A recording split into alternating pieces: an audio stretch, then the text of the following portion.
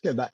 Well, as Martin has said, I worked as a forest ecologist with Natural England and its predecessors for 30 odd years. And during the 1980s and early 90s, we started to look at the role of large herbivores in woodland as not just a negative factor, but potentially a way of increasing heterogeneity in the structures that we had. But it was a bit of a sort of sideline to some extent of the main types of management that we were encouraging. But then in 2000, a book came out by Frans Vera called Grazing, Ecology and Forest History, which rather threw the cat among the pigeons because it overturned or sought to overturn the orthodoxy that there was that natural landscapes in most of Northwest Europe would have been predominantly treed lands, and that large herbivores were sort of not a major driving factor. And Frans argued that it was the complete opposite, that it would have been a largely half-open landscape with large herbivores as the major drivers. He was thinking of things like the wild ox, the aurochs, bison and wild horse, and that these would have formed large herds along with deer and so forth. In Britain, we would probably have had a reduced element of that grazing because there's no evidence that I'm aware of that either bison or wild horse survived after the Younger Dryas period, so that for most of the Holocene, we didn't have those species. Now, I think that some of Frans's ideas are overstated and not necessarily fully supported, but it's an important book because it forced us to re-examine the role that large herbivores play in woodland systems and what the vegetation might look like as a consequence. So if we just take what Frans's ideas were, it was that large areas would have been open. If we stop with the sort of top right image, grazed by these large herbivores with perhaps just the odd scatter of trees. Within this open areas, thorny scrubs would develop, and that would provide protection for young trees such as oak or beech or whatever, which would grow up with the scrub and eventually overtop them. And that would then move us into the third phase of his system, where the trees dominate, but the closed canopy shades out the scrub. The herbivores move back into this area and so stop any sort of regeneration within the treed areas, the groves, as he called them, although in his book he mentions that groves could extend perhaps to tens or even hundreds of hectares, so not necessarily just a small wooded area. And so because there's not regeneration happening within the closed canopy areas, then eventually these break up and open grassland or heathy mixtures re-establish, and we get back to the start of the starting phase. And the key elements that Frans was emphasizing was the importance of the large herbivores in driving this system, and that you would therefore get a mosaic of different habitats at any one time, open, scrub, treed land, but also that any one point would over time go through these phases, so that grassland would not be permanently at one point, it would move around the landscape. So, as I say, this was his hypothesis, and although his book was not specifically about rewilding, it did provide an inspiration for some of the early rewilding projects, in particular that at Knepp. So you've got the map there in the top corner, and some of the what the fields on Charlie Burrell's estate now look like. Some of them are scrubbed up. You've got the pigs going through, creating bare ground, which is quite important, and the sort of herds of grazing animals, in this case longhorn cattle, because we haven't got the aurochs back yet, as well as the ponies and the various deer that have moved in. And in the early 2000s, when I was starting to get into the discussions about rewilding, there was suggestions that it might even be a replacement for the sort of traditional management that we have undertook in conservation, coppicing and clearing scrub on heathland, and that it could generate the same sort of communities, so that we could still have large swathes of bluebells and heathland landscapes that stretch from horizon to horizon with hardly a tree on them. And all we needed to do was just let the animals in, be brave, and all would be well. But I think that was a bit naive, and ideas have moved on since then. And it's important to sort of just be aware that things aren't necessarily all going to be well.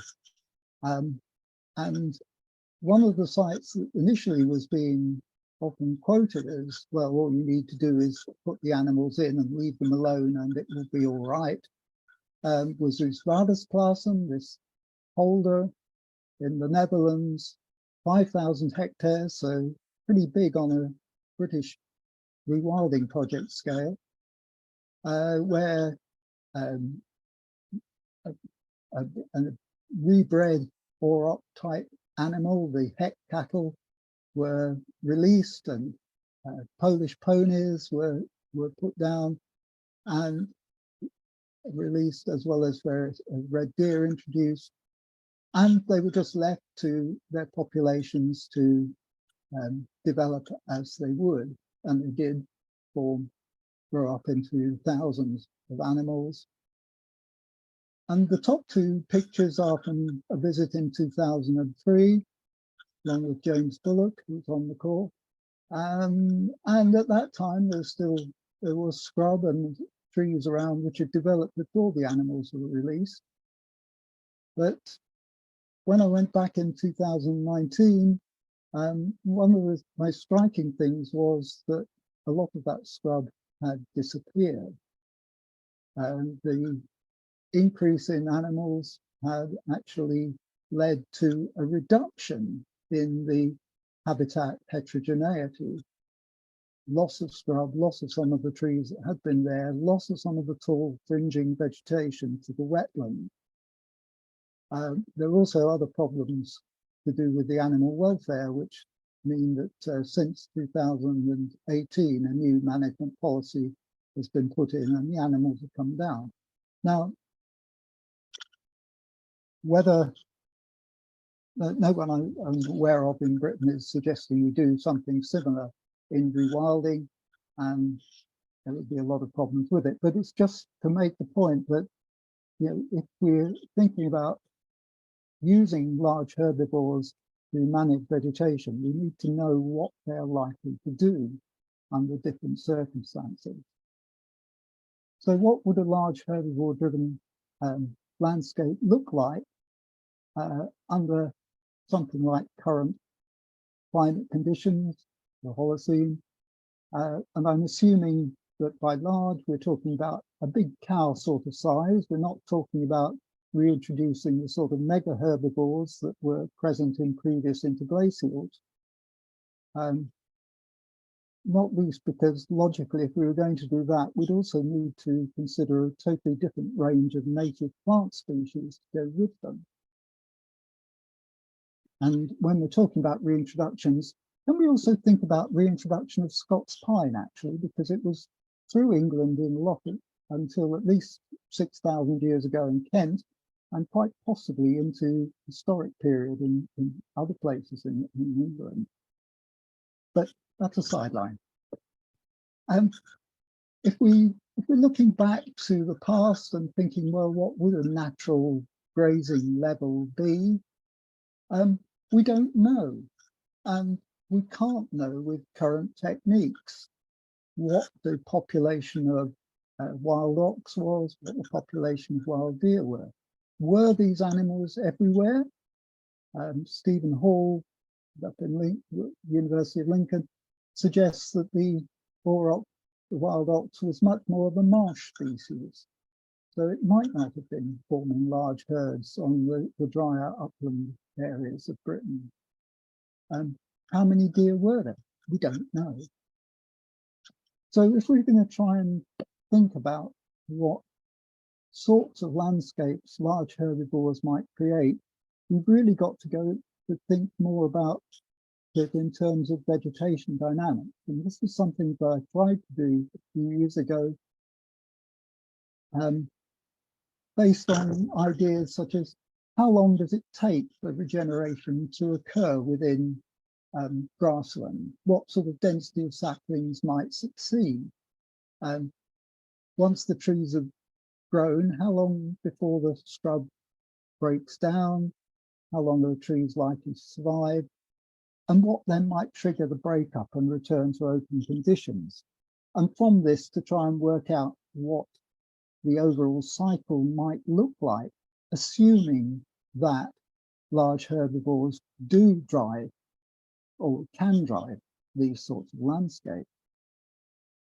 And this was one of the sort of main result, and I put the papers into the chat if people want to follow it up in more detail.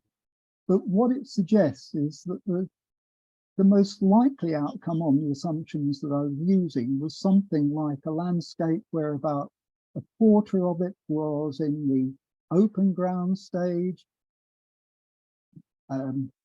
just about 15% was more in the scrubby stage, about 50% of the landscape was probably closed canopy, and 10% was in this transition back to the open ground. So a predominantly treed and scrub area. But it depends on the assumptions that are put into the landscape. So with what I thought were slightly less likely options, you could get the situation on the right, where you have 90% openness in your mosaic. Or you could go the other extreme, as on the left, and get only 10% openness. So if we're using large herbivores with the idea that we want a mosaic of different habitats, we do need to be clear as to, well, roughly what proportions are we going to aim for? Because we might end up with something that looks like the Highlands of Scotland with a very low level of tree and scrub cover, or something more like the New Forest or the wooded areas of the New Forest with a very high tree cover. And how do we want, or how do we expect this to be distributed?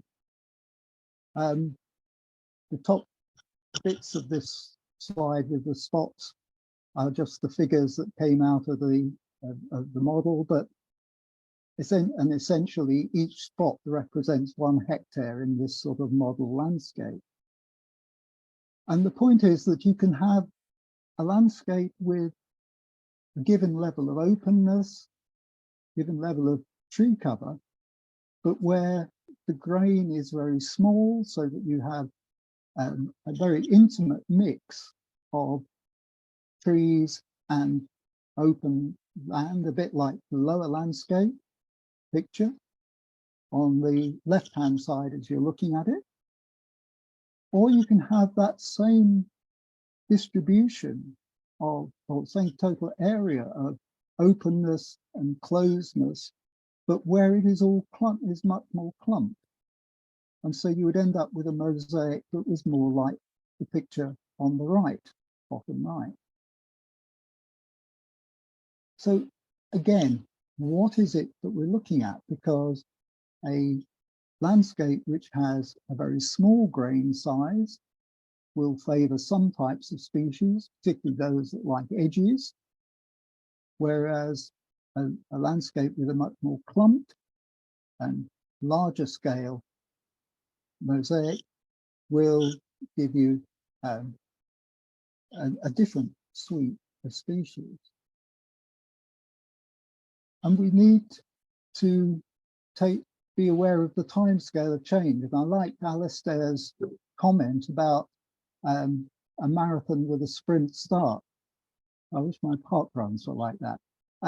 But the point is that we are likely to see rapid change in the early stages of many rewilding. And the Knepp Estate is a classic example of this.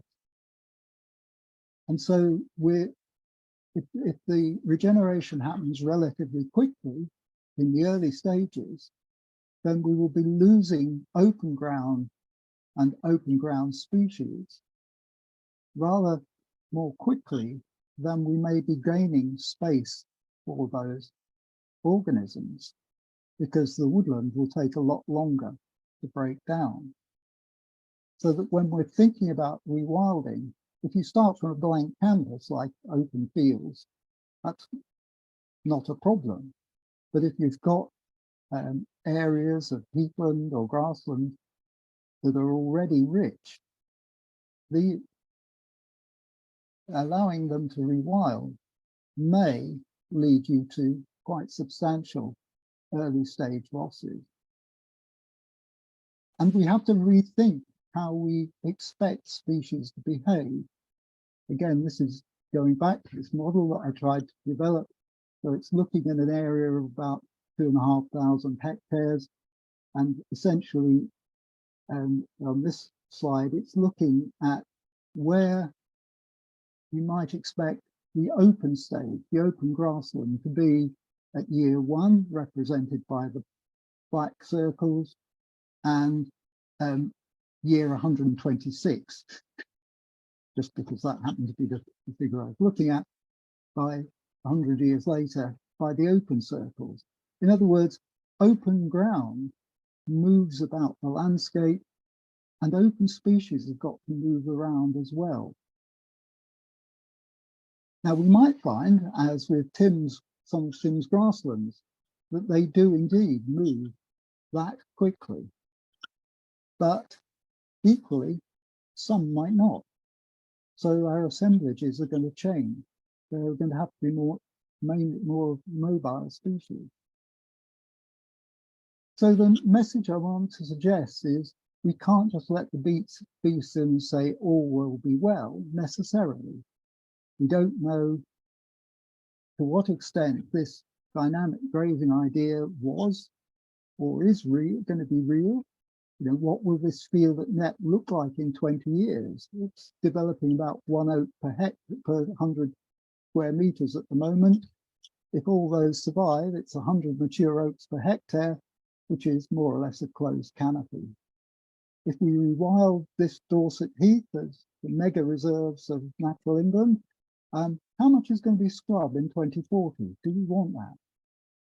And something that hasn't really been considered is what happens where we've got rabbits, because rabbits were not part of the Northwest European scene in the mid-Holocene, and they are not deterred by scrub because they can go underneath it and nibble the young oaks at that point. So conclusions. we need to be clear on our priority for a given scheme if we're using large herbivores to create mosaics.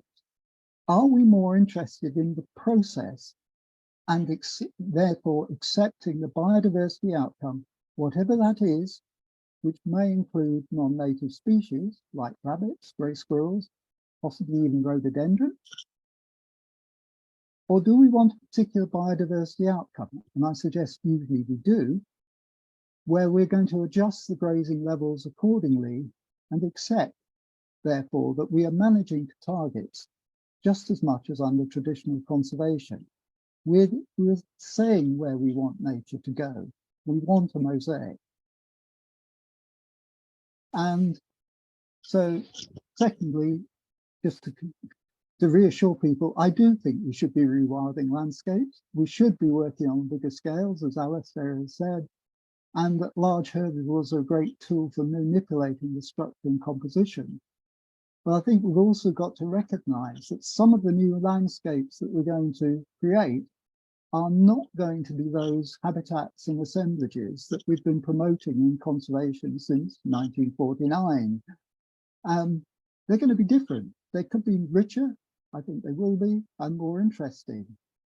But we've got to be careful that we're not trying to sell to our members swathes of bluebells in rewilded landscapes if they're all going to be dug up by the pigs and grazed off by the deer and cattle. Thank you.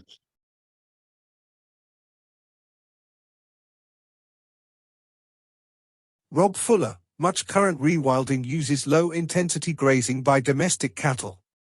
Could rewilding make greater use of wild herbivores, especially deer? I think the answer to that is the deer will take advantage of rewilding, whether we will like it or not. But the reason why it's desirable to use cattle or pigs or some other animal is that they have different physical effects on the vegetation, on the soil structure. Cattle can push through areas that deer might not. So that, yeah, we can use deer, but it does help to have a mix of herbivore species to get greater heterogeneity. Have there been any comparative studies looking at survival rates, comparing planted trees with natural regen? I'm not sure there've been that many where you could say that the conditions were similar. So, you know, it's so that they became strict comparisons. What you get, obviously, if you've got natural regeneration, you are only seeing the survivors. You're not seeing all the acorns that germinated, got to 6 inches high, and then died. So it's a bit tricky to judge how you make those comparisons. Both can work, and both can fail, and it's a case of trying to judge what's going to be best for your site. Rupert Maysfield, not all that long ago, the big landowning nature conservation charities, FC and English Nature, were seriously exploring the idea of removing fences and rewilding huge swathes of Suffolk coast. Should we be revisiting this idea, or as Tony suggests, does nature recovery in this landscape mean carrying on with more traditional approaches to conservation? Yes, it would be a good idea to revisit it. And if we're going to rewild these bits of Suffolk, I shall throw in, we should be reintroducing native native pine as a species that actually, you know, could well have been here in the past and could perform a useful function now in terms of woodland on some of these dry acid sites, and would be very tolerant to future climate change.